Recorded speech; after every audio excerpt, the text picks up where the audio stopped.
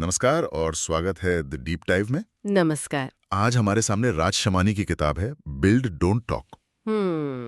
इसका टाइटल ही इतना सीधा और दमदार है, बातें कम काम ज्यादा। बिल्कुल। हम सब जानते हैं कि स्कूल हमें बहुत कुछ सिखाता है, पर जो असल जिंदगी के सबक हैं, जैसे लोगों से बात कैसे करें या पैसा कैसे मैनेज करें, हाँ, या अपनी मेंटल हेल्थ का ध्यान कैसे रखें, ये सब हमें कहीं ना कहीं खुद ही सीखना पड़ता है। सही बात है। और ये किताब उन्हीं गैप्स को भरने का दावा करती है। तो आज हम इसी पर बात करने वाले हैं। हाँ, तो आज हम इस किताब के अंदर घुसकर देखते हैं कि इसमें खास क्या है। हम सिर्फ इसका सार नहीं बताएंगे, बल्कि इसके कुछ सबसे अजीब और शायद चौंकाने वाले आइडियाज को निकालेंगे, उन्हें कुरेदेंगे और देखेंगे कि क्या ये सच में हमारी जिंदगी में काम आ सकते हैं। बिल्कुल। चलिए शुरू करते हैं। चलिए। तो किताब का पहला ही चैप्टर वो एक तमाचे की तरह लगता है। उसका टाइटल है तुम बेकार हो, इसे मानो। मतलब यू सक, एडमिट इट। हाँ, ये थोड़ा कठोर है सुनने में। सच कहूं, पहली बार पढ़कर मुझे लगा कि ये थोड़ा ज्यादा हो गया। कौन अपनी सुबह की शुरुआत ये पढ़कर करना चाहेगा? नहीं, बिल्कुल नहीं। लेकिन लेखक का इरादा मुझे लगता है हमें नीचा दिखाना नहीं है। हाँ, वो कहते हैं कि जब तक हम ये नहीं मानेंगे कि हम किसी चीज में अच्छे नहीं हैं, हमारा ईगो हमें सीखने ही नहीं देगा, वो एक दीवार बन जाता है। यहाँ पर एक बहुत मजेदार टग ऑफ वॉर है, जैसा मुझे लगता है। किस तरह का? कि एक तरफ शुमानी का ये टफ लव वाला तरीका है कि अपनी कमजोरियों को सीधे सीधे देखो, बिना किसी बहाने के। और दूसरी तरफ मनोवैज्ञानिक क्रिस्टन नेफ जैसे लोग हैं जो सेल्फ कंपैशन यानी आत्मकरुणा की बात करते हैं। अच्छा। उनका कहना है कि अपनी कमियों को स्वीकार करो, लेकिन खुद के प्रति दयालुता के साथ, कठोर हुए बिना। हाँ, ये एक बहुत जरूरी संतुलन है। तो मेरा सवाल यह है कि अपनी कमियों को मानना जरूरी है, लेकिन क्या इसमें और खुद को कोसने में एक बहुत पतली सी लाइन नहीं है? कोई उस लाइन को पार करने से कैसे बच सकता है? बहुत अच्छा सवाल है ये। हाँ। शायद इसका जवाब इन दोनों विचारों को मिलाने में है। शमानी का जो यू सक वाला आइडिया है, वो आपका स्टार्टिंग पॉइंट है। एक ईमानदार आईना कह सकते हैं। बिल्कुल, एक ईमानदार आईना। लेकिन उस आईने में देखकर खुद को कोसने के बजाय क्रिस्टन नेफ का आइडिया काम आता है कि ठीक है, मैं इस चीज में अच्छा नहीं हूं एंड दैट्स ओके। एग्जैक्टली। अब इसे बेहतर बनाने के लिए पहला कदम क्या हो सकता है? तो बिना ईमानदारी के आप शुरुआत नहीं कर सकते, और बिना आत्मकरुणा के आप उस रास्ते पर ज्यादा दिन टिक नहीं पाएंगे। और शायद इसीलिए अगला आइडिया इसी से जुड़ता है, बेवकूफ दिखने के लिए तैयार रहो। Be ready to look stupid. हाँ। क्योंकि जब आप मान लेते हैं कि आप किसी चीज में बुरे हैं, तो उसे सीखते वक्त आप जाहिर है बेवकूफी दिखेंगे। और ज्यादातर लोग इसी डर से कुछ नया शुरू ही नहीं कर पाते। बिल्कुल। कि लोग क्या कहेंगे। बिल्कुल। डर हुनर का दुश्मन है। हम एक ऐसी परफॉर्मेंस कल्चर में रहते हैं जहां पहले दिन से ही परफेक्ट दिखने का दबाव होता है। ये किताब उस दबाव को हटाती है। और फिर वो jack of all trades master of none वाली बात। हाँ, ये भी बहुत दिलचस्प है। मुझे ये बहुत दिलचस्प लगी, क्योंकि हमें हमेशा कहा जाता है कि एक चीज पे फोकस करो। हाँ, मास्टर ऑफ वन बनो। लेकिन शमानी कह रहे हैं कि अरे पहले 10-15 चीजें आजमाओ तो सही, तभी तो पता चलेगा कि तुम्हारी वो एक चीज है क्या। उन्होंने खुद पढ़ाई, खेल, संगीत, डीजेइंग सब कुछ ट्राई किया। हाँ, और ये आज की गिग इकोनॉमी में तो और भी जरूरी हो जाता है। ये आपकी जिंदगी का टेस्टिंग फेज है। सही बात है। इसे असफलता की तरह नहीं देखना चाहिए, इसे डेटा इकट्ठा करने की तरह देखना चाहिए। अच्छा, हर कोशिश आपको ये डेटा दे रही है कि आपको क्या नहीं करना है, और ये जानना उतना ही कीमती है जितना ये जानना कि आपको क्या करना है। बिल्कुल। आप अपनी सीमाओं को समझ रहे हैं, अपनी ताकत को खोज रहे हैं। बिल्कुल। ये कोई सीधी सड़क नहीं है, ये एक लैब में प्रयोग करने जैसा है। तो एक बार जब कोई अपनी कमियों को मानकर बेवकूफ दिखने के डर को पीछे छोड़ देता है और अलग अलग चीजें ट्राई करके अपनी दिशा समझ लेता है, तो वो एक्शन लेने के लिए तैयार है।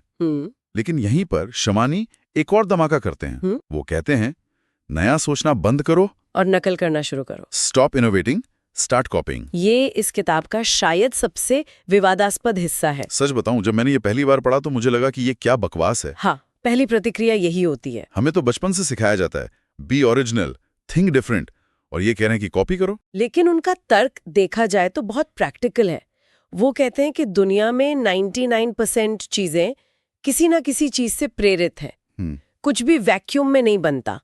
उन्होंने ओला और फ्लिपकार्ट के उदाहरण दिए हैं। हाँ, ओला ने उबर के मॉडल को लिया और फ्लिपकार्ट ने अमेज़न के। बिल्कुल, उन्होंने उस मॉडल को भारत के लिए बेहतर बनाया। तो शमानी कहते हैं कि एक जीनियस आइडिया का इंतजार करने से बेहतर है कि एक काम कर रहे आइडिया को पकड़ो और उसे अपने बाजार के लिए, अपनी ऑडियंस के लिए बेहतर बना दो। तो इसका मतलब ये नहीं कि शब्दशाह चोरी कर लो। नहीं, बिल्कुल नहीं। इसका मतलब है प्रेरणा लो, सीखो और फिर उसे बेहतर बनाओ। बिल्कुल। और यहाँ एक बहुत बड़ा सवाल खड़ा होता है कि क्या हम बेहतर बनाने और नया बनाने में फर्क कर पा रहे हैं। अच्छा। शमानी का फोकस एग्जीक्यूशन पे है, जो 99% बिजनेस के लिए सही है, लेकिन वो जो 1% है जो दुनिया बदलते हैं, जैसे पहला आईफोन या गूगल सर्च, वो नकल से नहीं आते। वो एक पागलपन भरे नए विचार से आते हैं। हाँ, तो सुनने वालों के लिए टेक अवे ये हो सकता है कि पहले नकल करके अपने पैर जमाएं, लेकिन हमेशा मौलिकता की उस चिंगारी को भी जिंदा रखें। इसी तरह की एक और चौंकाने वाली सलाह है, अपने लक्ष्यों पर ध्यान मत दो। Don't focus on your goals. ये सुनने में तो अच्छा लगता है, लेकिन क्या ये थोड़ा खतरनाक नहीं है? बिना मंजिल के कोई अपनी रोज की आदतें बनाए ही क्यों रखेगा? कहीं कोई भटक ना जाए? हाँ, बिल्कुल। ये एक बहुत जरूरी सवाल है, और यहाँ शमानी का मतलब लक्ष्य को पूरी तरह भूल जाना नहीं है। उनका मतलब है कि लक्ष्य को एक बार सेट करके उसे अपने सबकॉन्शियस में डाल दो। अच्छा। आपका पूरा कॉन्शियस फोकस रोज के छोटे छोटे एक्शन यानी प्रक्रिया पर होना चाहिए। प्रोसेस पर। हाँ, प्रोसेस पर।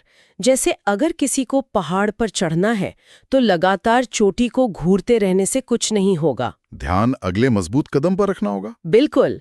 जब प्रक्रिया सही होगी तो चोटी पर पहुंच ही जाओगे। मतलब मंजिल के बारे में सोचते रहना एक तरह की टॉकिंग है। हाँ, और रोज कदम उठाना बिल्डिंग है। एग्जैक्टली, बिल्कुल। और ये सीधे किताब के टाइटल से जुड़ता है। सही बात है। ज्यादा सोचना, जिसे हम ओवरथिंकिंग कहते हैं, हमें एक तरह से पंगु बना देता है। किताब में एक बहुत शक्तिशाली लाइन है, सोच एक जेल की तरह है और आपकी सफलता कैदी है। वाह। लक्ष्य के बारे में सोचते रहने से सिर्फ विश्लेषण होता है, एक्शन नहीं। और शमानी का पूरा जोर एक्शन पर है। तो ये जो एक्शन लेने की बात, बिल्ड डोंट टॉक, ये सीधे हमें किताब के सबसे जरूरी हिस्से पर ले आती है।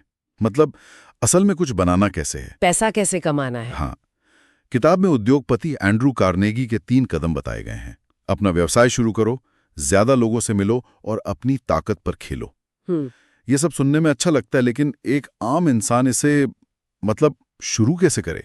और यहीं पर लेखक अपनी कहानी बताते हैं जो किसी भी थ्योरी से ज्यादा ताकतवर है। हाँ, वो डिशवॉशिंग जेल वाली कहानी। हाँ, उन्होंने बताया कि कैसे कॉलेज में उन्होंने बिना किसी पैसे के डिश वॉशिंग जेल का कारोबार शुरू किया। बिल्कुल। उन्होंने सिर्फ बाजार में जाके देखा कि लोग क्या इस्तेमाल कर रहे हैं, उसकी पैकेजिंग कैसी है, कीमत हाँ, क्या है, और फिर घर पर ही YouTube वीडियो देखकर प्रयोग करना शुरू कर दिया। मुझे उस कहानी का सबसे कमाल का हिस्सा ये लगा कि जब उन्हें केमिकल फॉर्मूला को बेहतर बनाने के लिए मदद की जरूरत पड़ी तो उन्होंने एक छात्र होने का फायदा उठाया। हाँ, वो कहते हैं कि एक स्टूडेंट की सबसे बड़ी ताकत है भीख मांगना। मतलब मदद मांगने में शर्म ना करना। बिल्कुल। उन्होंने लिंक्डइन पर इंडस्ट्री के बड़े बड़े प्रोफेशनल्स को मैसेज भेजे।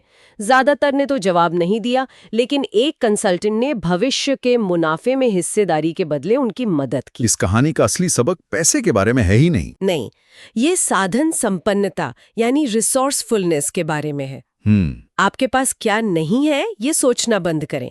आपके पास अभी क्या है? आपका स्टूडेंट स्टेटस, आपका इंटरनेट कनेक्शन, आपका समय, उसका फायदा कैसे उठा सकते हैं, ये सोचें। शमानी ने अपनी कमजोरी को अपनी ताकत में बदल दिया। बिल्कुल। जो पैसे न होना था वो एक जिज्ञासु छात्र होना बन गया जिसे लोग मदद करना चाहते हैं। तो अगर किसी को अपना बिजनेस आइडिया खोजना है तो किताब 3 आसान कदम बताती है। पहला, एक इंडस्ट्री चुनो जिसमें आपकी गहरी रुचि हो। हाँ, पैशन होना बहुत जरूरी है। दूसरा, अपनी सबसे बड़ी ताकत पहचानो कि आप लिखने में अच्छे हो, बोलने में या कोड करने में। और तीसरा और सबसे जरूरी कदम, उस इंडस्ट्री में एक ऐसी समस्या खोजो जिसे आप अपनी ताकत से हल कर सकते हैं। बस। तो पैशन, स्किल और प्रॉब्लम। जब आपकी रुचि, आपकी ताकत और बाजार की जरूरत एक जगह मिलती है, वहीं एक सफल बिजनेस आइडिया का जन्म होता है। ये कोई रॉकेट साइंस नहीं है। नहीं, ये बस इन 3 बिंदुओं को जोड़ने का खेल है। और शायद इस किताब का कह सकते हैं सबसे शक्तिशाली आइडिया अध्याय 32 में है। मैं 7 तरीकों से पैसा कैसे कमाता हूँ।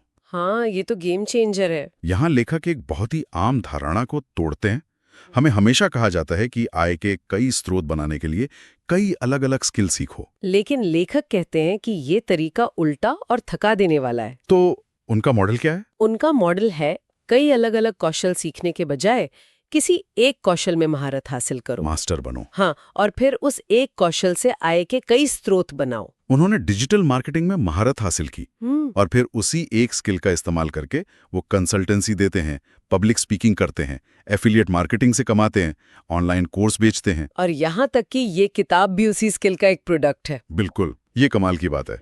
ये उस 1000 ट्रू फैंस वाले आइडिया जैसा है। कुछ हद तक, हाँ। मतलब आप एक चीज में इतने अच्छे हो जाओ कि लोग आपके पास किसी भी रूप में आए, चाहे वो कंसल्टेंसी हो, कोर्स हो या आपकी किताब। ये मल्टीटास्किंग के मिथ को भी तोड़ता है। It's not about doing 7 different things. It's about doing one thing in 7 different ways. बिल्कुल, ये गहराई बनाम चौड़ाई की बहस है और शमानी गहराई के पक्ष में है। 1 मील चौड़ा और 1 इंच गहरा होने से बेहतर है 1 इंच चौड़ा और 1 मील गहरा होना।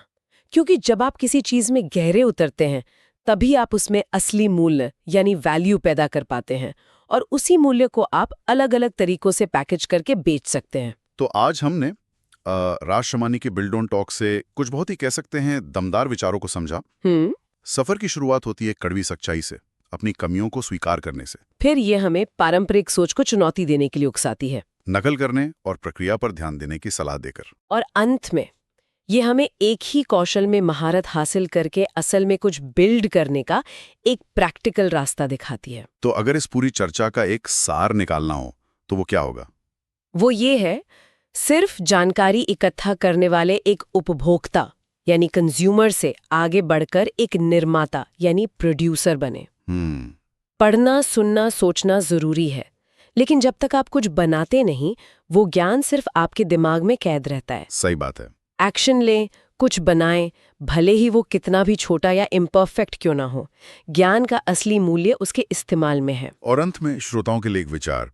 किताब में लेखक कहते हैं कि आपका पर्सनल ब्रांड खुद को परत दर परत खोलने या अनपैकेज करने के बारे में है। अपनी असलियत, अपनी कहानी को दुनिया के सामने रखने के बारे में। हाँ, तो सवाल ये है, अगर किसी को कल सुबह से कुछ बनाना शुरू करना हो तो वो कौन सी एक प्रामाणिक कहानी या कौशल है जिसके बारे में अब तक सिर्फ बातें हो रही थी, लेकिन अब उस पर कुछ बनाना शुरू किया जा सकता है?